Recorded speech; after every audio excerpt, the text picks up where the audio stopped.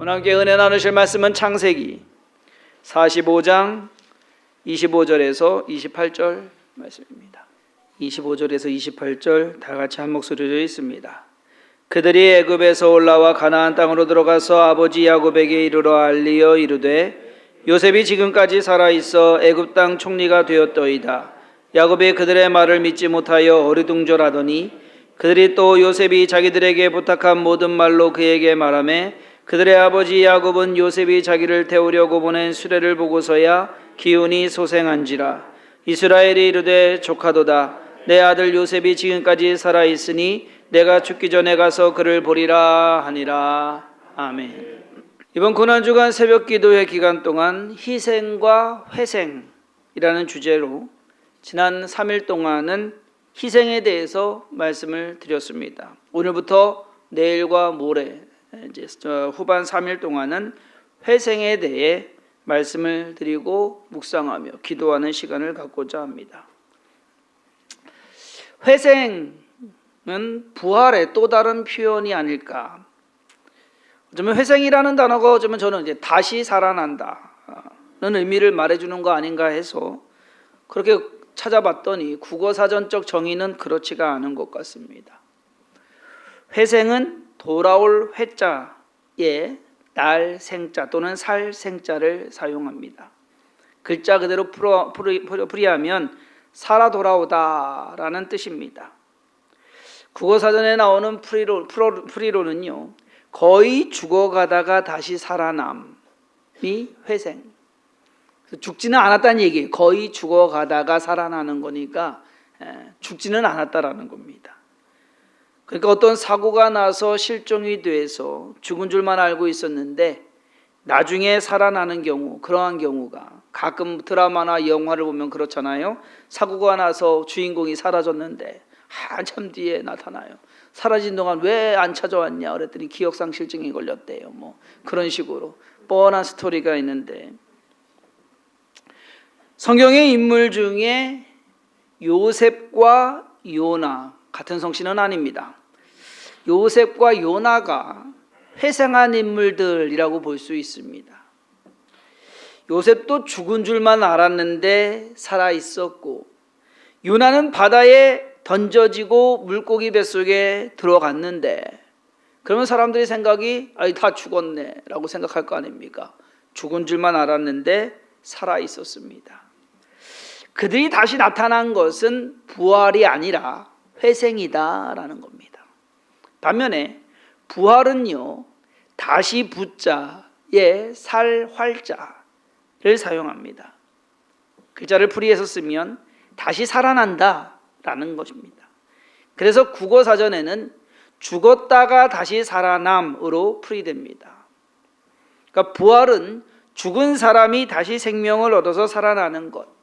그래서 예수님께서 죽으셨다가 다시 살아나신 것을 회생이라 하지 않고 부활이라고 하는 것 같습니다. 성경의 인물 중에는 엘리야가 살린 사르밧 과부의 아들이 부활을 한 거고요. 엘리사가 살린 수넴 여인의 아들, 예수님께서 살리신 회당장 야이로의 딸, 나인성 과부의 아들, 그리고 나사로, 베드로가 살린 도르가, 바울이 살린 유두고, 이렇게 7명이 회생이 아닌 부활을 한 사람들로 기록되어 있습니다. 새벽부터 다시 붙자에 돌아올 회자에 한자 공부 시켜서 죄송합니다. 한자 공부는 여기까지만 하고, 오늘은 회생 첫 번째 시간으로 죽었다가 다시 살아난 사람이 아닌 거의 죽었다가 다시 살아난 요셉의 이야기에서 회생의 의미를 좀 찾아보려고 합니다. 요셉은 형들의 시기와 미움을 받고 죽을 뻔하다가, 그때 죽을 수도 있었어요. 그렇죠? 마른 구덩이에 그냥 던져버리고 왔으면 그냥 죽을 수도 있었습니다. 하지만 다행히도 이게 다행인 건지 어쩐 건지 어쨌든 거기에서 가까스로 살아나서 미디안 상인들에 의해서 에게 팔립니다. 형들은 아버지 야곱에게 요셉이 죽었다라고 거짓말을 합니다. 죽은 것처럼 꾸며가지고서 가서 죽었다라고 알게끔 하는 거죠. 형들의 거짓말은 성공했습니다. 요셉이 다시 나타나기까지 아버지 야곱은 속고 있었고 형들은 자기들이 한 거짓말 때문에 걱정하지 않아도 됐습니다. 자, 그때부터 상황은 이런 거예요. 야곱에게 있어서 요셉은 죽은 아들이 됩니다. 그렇죠? 그 상황부터 형들에게 있어서 요셉은 죽어도 상관없는 동생이 됩니다. 요셉은 살아있으나 죽은 거나 마찬가지인, 그러니까 자기 가족들에게는 죽은 동생, 죽은 아들이 되어 있는 거예요. 최근에 지역예배 설교를 하면서 요셉 이야기를 하던 중에 새로운 사실을 깨달았어요. 왜냐하면 사실을 알고 있던 요셉의 형들은 요셉이 살아있을 수도 있다라는 것을 생각은 했겠지만 아버지 야곱만큼은 요셉이 죽은 것이 돼야 오히려 일이 진행이 잘 된다라는 것. 무슨 말이냐? 만약에 야곱이 형들이 그렇게 해갖고서 요셉을 팔아넘은 것이다라는 것을 야곱이 알았다고 한다면 그러면 어떻게 됐을까요? 야곱이 가만히 있었겠습니까? 아마 만약에 요셉이 살아있다라는 사실을 알았다면 야곱은 그가 할 수 있는 모든 방법을 동원해서 요셉을 찾았을 겁니다. 여러분들 같으면 그렇게 안 하겠어요? 그렇게 하죠. 야곱은 그러면은 이제 문제가 뭐냐면은요, 요셉이 나중에 애굽의 총리가 되는데 문제가 생길 수도 있어요.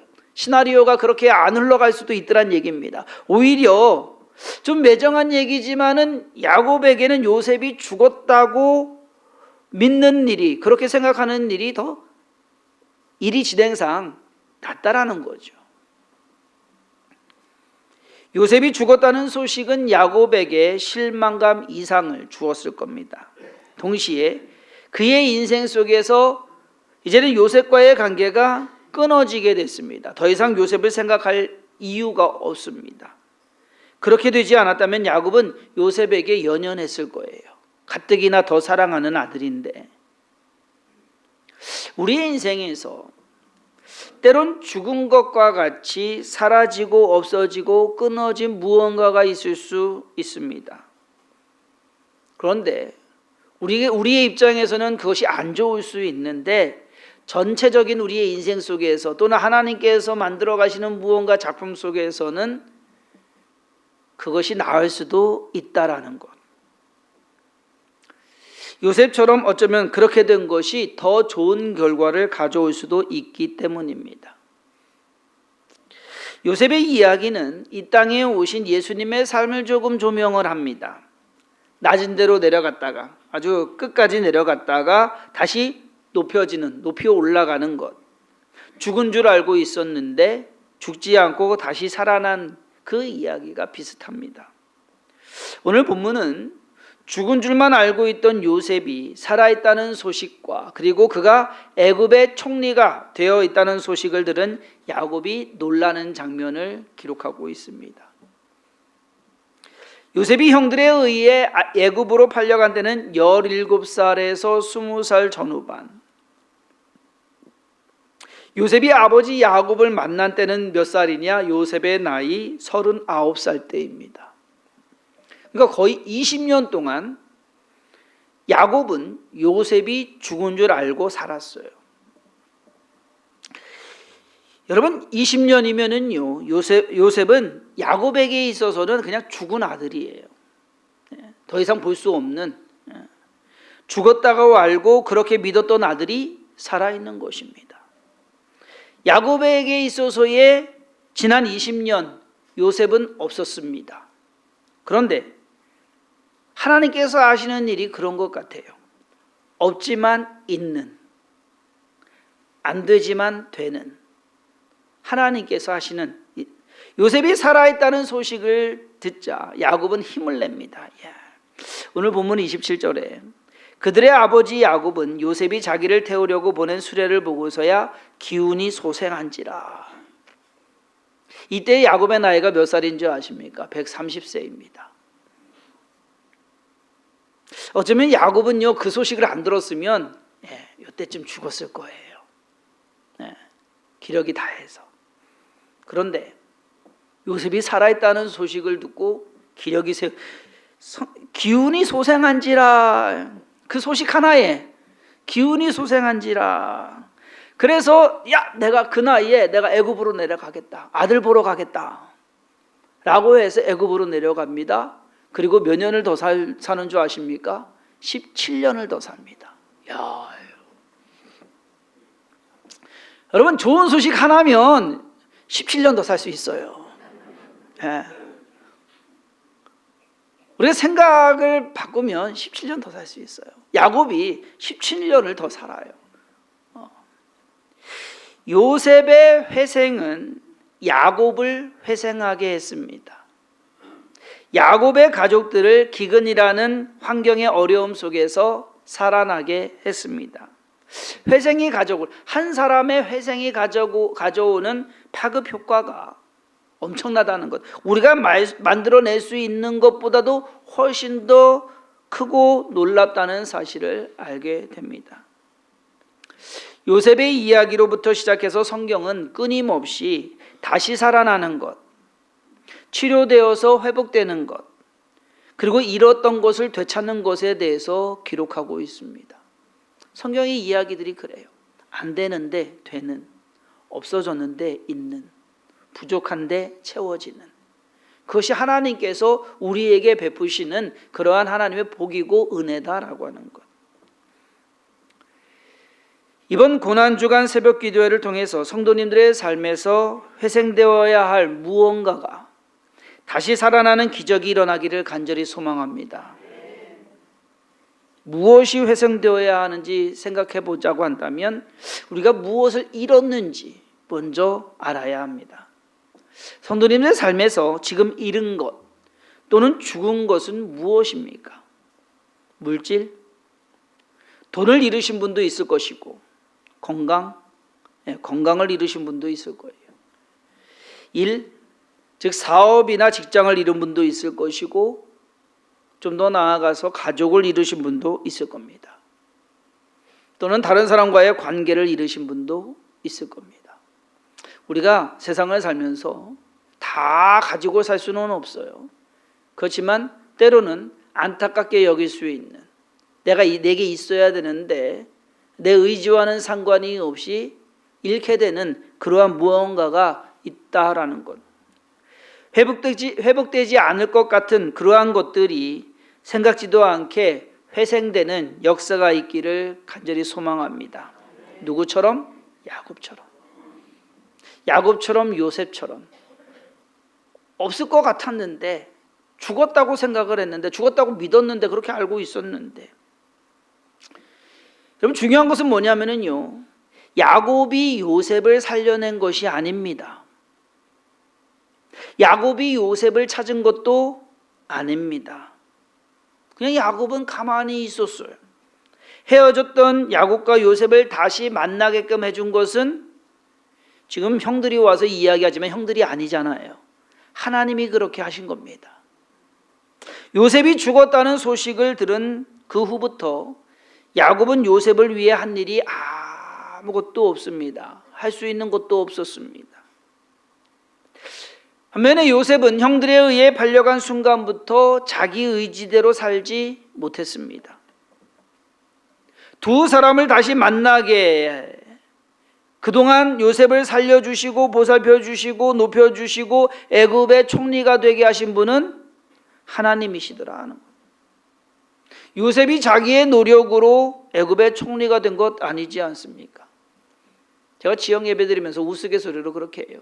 요셉이 야곱의 아들 아닙니까? 부잣집 도련님이라서 어느 날 갑자기 보따리 싸가지고서 아버지 나 애굽에 가서 열심히 구급 공무원부터 시작해서 공부해서 유학해서 애굽의 총리가 되겠습니다라고 해서 갔다면 애굽의 총리가 됐겠냐 이거요. 안 됐을 거 아닙니까? 그러니까 하나님께서 하나님의 방법으로 행해 나가시는데 그 과정이 우리에게는 힘들 수도 있다라는 것. 우리가 잃은 것, 우리에게서 죽은 것이라 하더라도 하나님이 원하시면, 하나님이 필요하시면 다시 살리시고 다시 회복시키시고 다시 얻게 하실 것이다라는 확신과 소망을 가지시기 바랍니다. 하나님께서 하시면 돼요. 우리가 할 수 없는 거지만 야곱과 요셉이 떨어져 있는 순간에도 하나님께서는 일하고 계셨습니다. 그렇죠?